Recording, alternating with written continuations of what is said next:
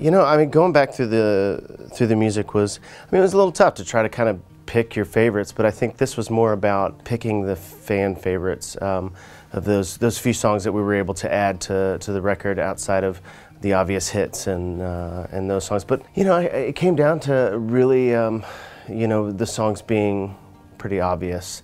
You know, songs like Guinevere and those songs that the fans have latched onto. But it, you know, it was neat to kind of revisit a little bit of some of the recordings that you know, honestly, I hadn't gone back and listened to some of the older records in quite a long time, and kind of hearing how they, you know, sounded up against the newer stuff, you know.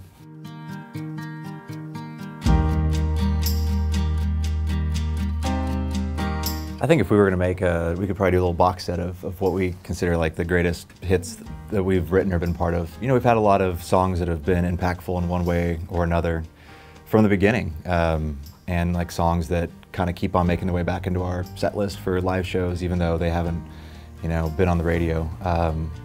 Definitely could have added more to it, but I feel like we did a good job of condensing it down to, if you want to understand who we are as a band and get a scope of our career, it's a good starting point.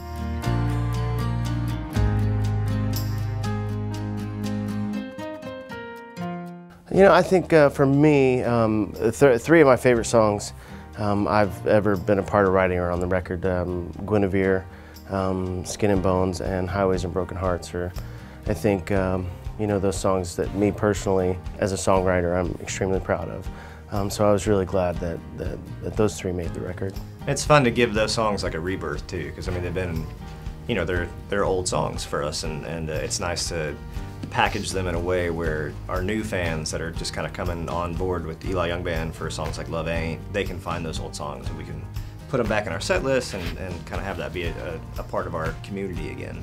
We're adding two brand new songs, Where Were You and Love Ain't, and that's fun too. They've been fun to play and kind of given a fresh air to our set list, and so we can't wait for everybody to hear.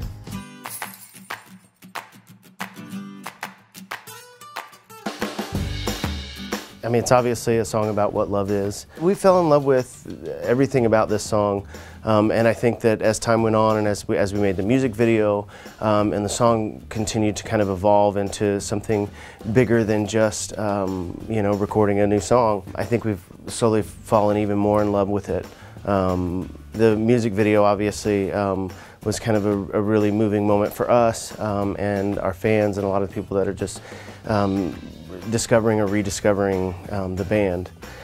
Taylor and Daniel Morris are the stars of the music video, and Taylor Morris was serving his country, came home quadruple amputee, and this is kind of their love story and all their home footage from the day they met to the day they got married and everything that they went through in between. And so being a part of that with the Wounded Warrior Project kind of made this song even more special to us and our fans, and so we're really happy with how it's really turned out for this song.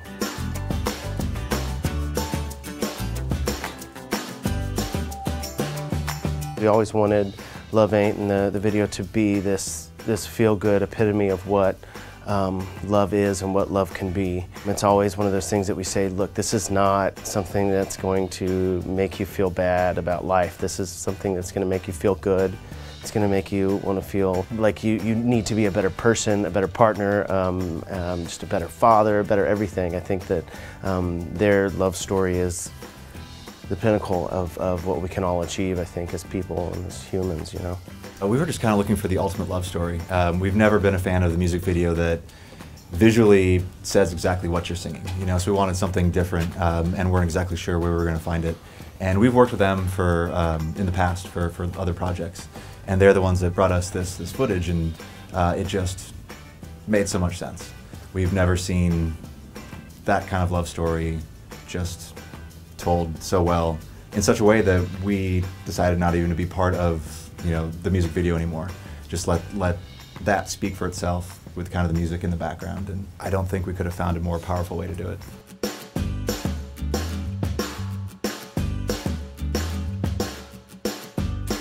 Well, I think some of us had seen some of their story online in the past. I think some of their footage was on the Chive, but we had never seen anything so comprehensive of like everything and all this footage that we were able to actually see. I mean, putting all of their home footage into 3.5 minutes was, you know, daunting because there was so much great stuff. And so many moving moments. I mean, every time I watch the video, I see something new that gives me chills again.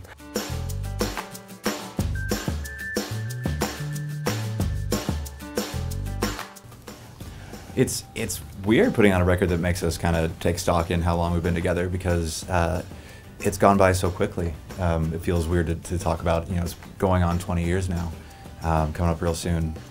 And in a lot of ways, it feels like we're just getting started. But there's been a lot of steps to get where we're at right now. You know, we've been on a lot of great tours. Just getting out of Texas and getting a record deal and getting on the radio for the first time, getting to tour the whole country and beyond. You know, things like getting to go overseas and play for our troops. There's been a lot of really great moments. It was fun going back through all the photos because they wanted us to go through old photos for the artwork. And just seeing, you know, us from riding around in a van and trailer to getting our first bus to, you know, doing like the late shows and all that. It was a trip down memory lane, but yeah, it's just flown by.